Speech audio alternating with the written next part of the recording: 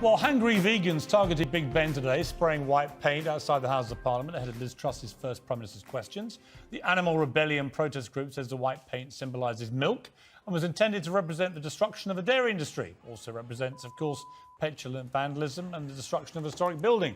It's the fourth day of action from the group, who've also cleared milk from the shelves of supermarkets in 4 different cities. They say they're aiming to force Liz Truss to the negotiating table, but are they in fact just annoying the hell out of all of us? Well, joining me now is a spokesman for Animal Rebellion, Orla Coughlin, who was at the protest at Big Ben earlier today. Good evening to you.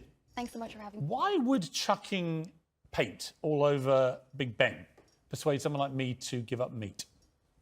Yeah, so as you and your viewers probably know, we're in a climate and ecological emergency at the moment.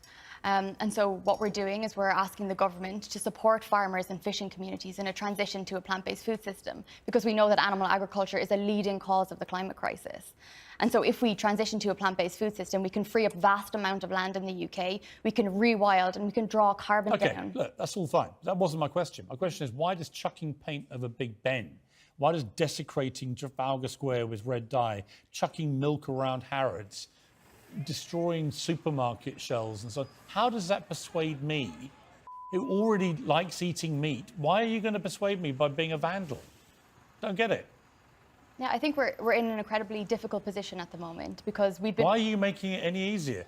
Because we've been trying to talk about these things now for a very long time. And so we're at a point where we need to escalate protest so we can gain more media attention on the subject and we can bring I don't know anyone you table. persuade. I haven't heard anyone go, you know what, I was a meat eater and I saw Big Ben being desecrated, this great monument of this country, and I thought, I know what I'll do. I'm going to go and give up meat and start eating gruel.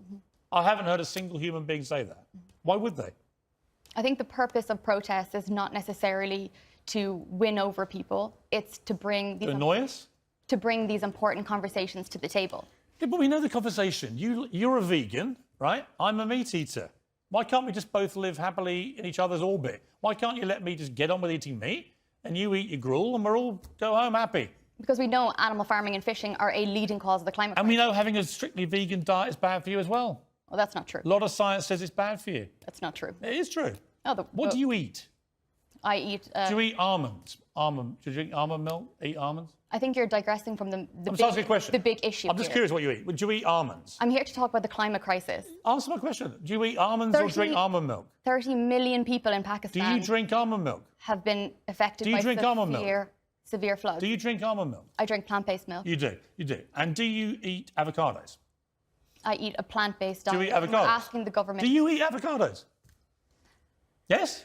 A leading study from... Do you... It's an interview. You don't just answer different questions. Do you eat avocados? I eat a plant-based diet, which is... Do you eat avocados? Yes. Yes? You do? Great. Do you know how avocados and almonds get made?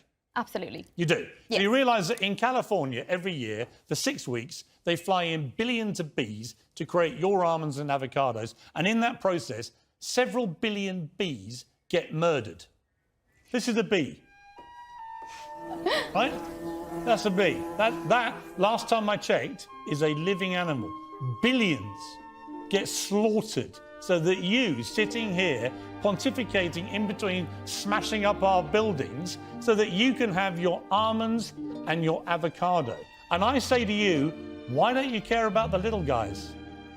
Can I say that It's total hypocrisy, isn't it? You don't care about bees being murdered? Will you let me speak, Piers? Huh? Will you let me speak? Why are you laughing? It's not funny. I'd like to respond. Bees getting slaughtered and you giggling away like it doesn't matter, whilst destroying buildings because you care so much about animals. You don't care about the little guys, do you? I'm laughing because I'd like to answer your question, and I've been brought on the show to answer your question, so I'd really appreciate being allowed You're never going to persuade me because I think you're a hypocrite, like a lot of vegans I've met. You can all be as hangry as you like and not have meat. I don't believe in the science of a strictly vegan diet. If vegan diets worked, a lot of animals wouldn't eat other animals. Do you believe in the climate crisis? Yes. Well, the animal agriculture, farming and fishing is a leading cause of the climate crisis. You know what's also a leading cause of climate crisis? Planes which carry vast amounts of your avocados and your almonds from California and fly them thousands of miles to your table here in your vegan cafes. And then they also go in trucks. And that is an environmental hazard too. So you're not only are you killing billions of bees, you're destroying the planet. And yet you have the brass neck to sit here in between munching your almonds and your avocados and start preaching to me about how virtuous you are about not killing animals. And saving the planet. I'm like, hang on, you're destroying the planet and you're killing billions of bees. I don't get it. Can I respond? And you're wrecking Big Ben. Can I respond? And Trafalgar Square, and you're breaking up Harrods. I hear that you're very frustrated. No, I just find it such absurd, hypocritical nonsense. I honestly do. I would really like to respond to that. Go on then. So a leading study from Oxford, which is the most comprehensive study on food and the climate that has ever been done before, has said that animal products, that's farming, animals and fishing, is the leading cause. Is a bee an animal? I'm not finished, sorry. It surpasses... Actually, Ola, is a bee an animal? It surpasses... Is a bee an animal? Piers, Is a bee an animal? It surpasses all... Ola, is a all bee... plant-based options. Is one of these things an animal? Of course a bee is an animal. If a bee is an animal, why are you slaughtering them? Why are you not talking about the most important issue that is facing our planet Because today? it's rank hypocrisy.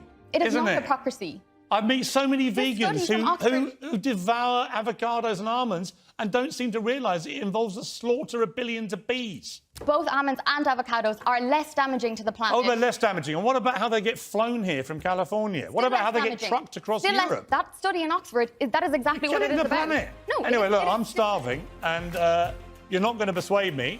And my response to you destroying all these things is to have a Big Mac. Because you know what? It's a free country, it's a democracy, and I'm allowed to eat meat, and I'm certainly allowed to eat meat when someone who kills bees to feed their avocado habit minds. What we're asking is for the government to support farmers